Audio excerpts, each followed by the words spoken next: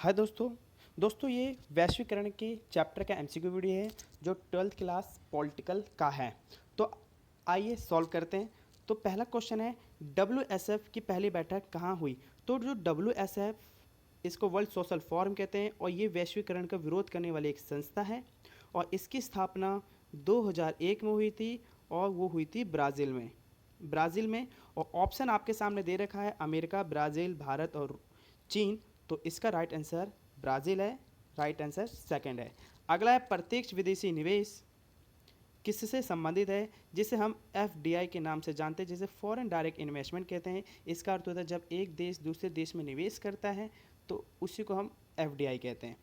और ये जो व्यवस्था है ये पूंजीवादी से संबंधित है और आपके सामने जो ऑप्शन है वो पूंजीवादी है, समाजवाद है, दोनों ही उपरोक्त में से कोई नहीं। तो इसका राइट आंसर फर्स्ट है, मतलब पूंजीवादी है। अगला क्वेश्चन है,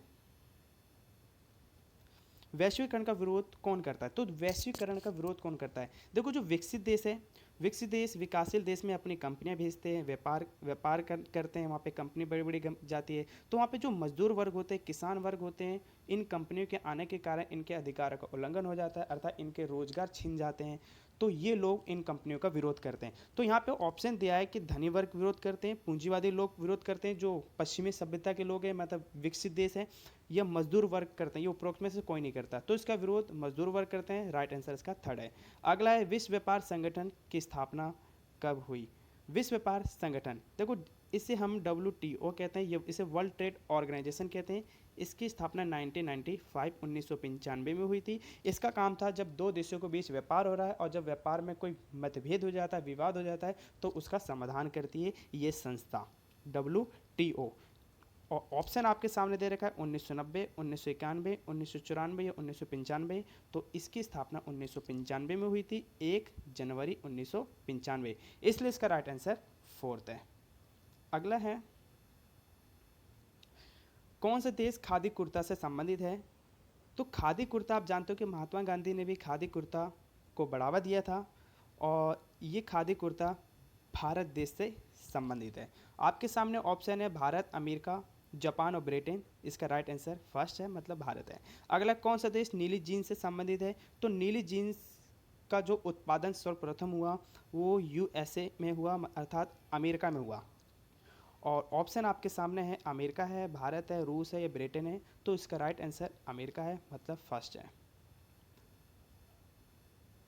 अगला है, टेलीविजन किससे संबंधित है? ऑप्शन है सूचना, संचार, दोनों या उपरोक्त में से कोई नहीं। तो देखो, जो टेलीविजन है ये सूचना पहुंचाने का कार्य करता है, इसलिए इसका राइट आंसर फर्स्ट है। अगला है, इंटरनेट किससे संबंधित है? जो इंटरनेट है इसकी शुरुआत भी पहले अमेरिका में हुई थी और ये जो इंटरनेट है ये संचार से संबंधित है, ये संचार का कार्य करता है, संचार का। और ऑप्शन दे रखा है सूचना, संचार, दोनों, ये उपरोक्त में से कोई नहीं। तो इसका राइट आंसर सेकंड है, अर्थात संचार है। अगला है, WSF की 7वीं बैठक कहाँ हुई? तो जो WSF है, वर्ल्ड सोशल फोरम, हर साल इसकी बैठक होती है। तो जो 7वीं बैठक हुई थी वैश्वीकरण का विरोध करने के लिए, वो हुई थी केन्या में। केन्या के एक शहर नेरोबी में इसकी बैठक हुई थी। अर्थात केन्या एक देश है और ये अफ्रीका महाद्वीप में पड़ता है, अफ्रीका कॉन्टिनेंट में। तो इसका राइट आंसर है केन्या। ऑप्शन आपके सामने है, वो है ब्राज़ील है, अमेरिका है, भारत है, केन्या है। तो इसका राइट आंसर फोर्थ है, अर्थात केन्या है। अगला है, भारत की नई आर्थिक नीति कब अपनाई? मतलब भारत ने नई आर्थिक नीति कब अपनाई? तो भारत ने जो नई आर्थिक नीति अपनाई थी वो 1991 में अपनाई थी, जिसमें विदेशी कंपनियों को भारत में आने के लिए बढ़ावा दिया गया था। जो आयात शुल्क थे, मतलब इम्पोर्ट टैक्स है, उनको कम कर दिया गया है ना। और निवेश को बढ़ावा दिया गया, व्यापार को बढ़ावा दिया गया और ये 1991 में अपनाई गई थी। तो इस लिस्ट का राइट आंसर सेकेंड है, 1991। अगला है, बेरोजगारी का परिवर्तन होना किससे संबंधित है? बेरोजगारी समाजवादी, आर्थिक, राजनीतिक या सांस्कृतिक। तो ये जो बेरोजगारी ये आर्थिक परिवर्तन में आता है, इसलिए इसका राइट आंसर सेकंड है। अगर राज्य की शक्ति में परिवर्तन, जो सरकार होती है ये इस है ना, तो उनकी पावर मतलब में जो परिवर्तन आता है वो किससे संबंधित है? सामाजिक से, आर्थिक थे, राजनीतिक थे, सांस्कृतिक से।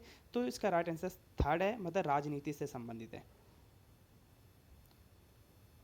अगला है, स्वतंत्रता प्राप्ति के बाद भारत ने कौन सा मॉडल अपनाया? तो देखो, भारत ने अपने विकास के लिए कौन सा मॉडल अपनाया? जब भारत आज़ाद हुआ तो उस समय विश्व दो भाग में बटा हुआ था, एक अमेरिकी साइड में और एक सोवियत संघ के साइड में, जिसे आज रूस के नाम से जानते हैं। जो अमेरिका था वो पूंजीवाद को बढ़ावा देता था और जो सोवियत संघ था ये समाजवाद को बढ़ावा देता था, और भारत इन दोनों में ही शामिल नहीं होना चाहता था। वो इन देशों को दोबारा से गुलाम बनना नहीं चाहता था। तो भारत ने ना पूंजीवाद को अपनाया ना समाजवाद को अपनाया, भारत ने इन दोनों की अच्छी अच्छी बातों को अपनाया, अर्थात मिश्रित को अपनाया। तो भारत ने मिश्रितवादी मॉडल को अपनाया था, इन दोनों के मिक्स को। और ऑप्शन आपके सामने जो है वो है पूंजीवादी है, समाजवाद है, मिश्रितवादी मॉडल है, उपरोक्त में से कोई नहीं। तो इसका राइट आंसर थर्ड है, मतलब मिश्रितवादी है। अगला है कि भारत ने विदेशी कंपनी को कब बढ़ावा दिया? तो 1991 में भारत ने नई आर्थिक नीति अपनाई थी, और ये जो अपनाई थी विदेशी कंपनी को बढ़ावा देने के लिए, अर्थात भारत में व्यापार को बढ़ावा देने के लिए, निवेश को बढ़ावा देने के लिए। और ऑप्शन आपके सामने है वो है 1990, 1956 मतलब 1956, या 1991, या 1947, 1947। तो इसका राइट आंसर थर्ड है, 1991। अगला मैकडोनाल्डीकरण। देखो मैकडोनाल्डीकरण होता क्या है? तो मैकडोनाल्डीकरण होता है कि जब विश्व की संस्कृति पर केवल अमेरिकी संस्कृति का वर्चस्व फैलता जाता है तो ऐसी व्यवस्था को मैकडोनाल्डीकरण कहते हैं। और ऑप्शन आपके सामने है अमेरिकी संस्कृति की छाप, भारतीय संस्कृति, ये दोनों ये उपरोक्त में से कोई नहीं। तो इसका राइट आंसर फर्स्ट है, मतलब अमेरिकी संस्कृति की छाप। अगला जो है वह भारत ने एलपीजी को कब अपनाया? देखो एलपीजी लिबरलाइजेशन, बी मतलब पी का मतलब प्राइवेटलाइजेशन और जी का मतलब ग्लोबलाइजेशन। लिबरलाइजेशन का मतलब होता है उदारीकरण, प्राइवेटलाइजेशन का मतलब निजीकरण, और ग्लोबलाइजेशन का मतलब वैश्वीकरण। भारत ने ये व्यवस्था 1991 में अपनाई थी। भारत ने उदारीकरण की नीति अपनाई, जो टैक्स थे उनको कम किया, आयात शुल्क थे उनको कम किया, मतलब भारत में जो कंपनियां थी उसका प्राइवेट किया, मतलब उसको निजी हाथों में बेच दिया गया। ग्लोबलाइजेशन मतलब भारत की अर्थव्यवस्था को पूरी तरह से खोल दिया गया ताकि सभी देश आके भारत में व्यापार कर सके, भारत में निवेश कर सके, ताकि भारत की अर्थव्यवस्था मजबूत हो सके। और भारत में जो लोग हैं, जब बड़ी बड़ी कंपनी आएगी तो यहाँ के लोगों को रोज़गार मिल सके और भारत की अर्थव्यवस्था का विकास हो सके। तो इसे 1991 अर्थात 1991 में अपनाया गया था। तो इसलिए इसका राइट आंसर 1991 है, राइट आंसर सेकंड है। अगला है डब्ल्यूटीओ की मंत्री स्तरीय बैठक 1999 में कहाँ हुई थी? तो डब्ल्यूटीओ मैंने इसके बारे में बता रखा है, और इसकी 1999 में जो बैठक हुई थी वो अमेरिका में हुई थी। ऑप्शन आपके सामने है अमेरिका, भारत, चीन और जापान। तो इसका राइट आंसर फर्स्ट है, मतलब अमेरिका है। अगला है केनिया किस महाद्वीप में पड़ता है? एशिया, अफ्रीका, यूरोप या उत्तरी अमेरिका? तो जो केनिया है वो अफ्रीकी महाद्वीप में पड़ता है, तो इसलिए इसका राइट आंसर सेकंड है। अगला है वैश्वीकरण का नकारात्मक प्रभाव क्या है? उपभोक्तावाद को बढ़ावा, पूंजीवाद को बढ़ावा, ये दोनों, ये उपरोक्त में से कोई नहीं। तो वैश्वीकरण का नकारात्मक प्रभाव ये है कि इसमें केवल उपभोक्ता को ही विशेष दर्ज दिया जाता है, ये महत्व दिया जाता है, और लोगों के अधिकारों की अवहेलना की जाती है। पूंजीवाद को बढ़ावा दिया जाता है, बिल्कुल। वैश्वीकरण जो होता है वो पूंजीवादी जो व्यवस्था होती है उनको बढ़ावा देती है। तो इसलिए इसका राइट आंसर दोनों है, अर्थात थर्ड है। अगला है वैश्वीकरण के कौन से प्रभाव पड़ते हैं? तो वैश्वीकरण के कौन कौन से प्रभाव पड़ते हैं? सामाजिक या भौगोलिक, दोनों, या उपरोक्त में से कोई नहीं। तो वैश्वीकरण के दोनों प्रभाव पड़ते हैं, सामाजिक भी और भौगोलिक रूप से भी उस देश पर प्रभाव पड़ते हैं। सामाजिक रूप से उनके रहन सहन में परिवर्तन तो आता ही है, और भौगोलिक रूप से भी उसमें उनकी अर्थव्यवस्था में भी परिवर्तन आता है उन देशों की। तो इसलिए इसका राइट आंसर थर्ड है, अर्थात दोनों हैं। तो दोस्तों इस वीडियो में इतनी, मिलते हैं अगले वीडियो में। वीडियो देखने के लिए धन्यवाद।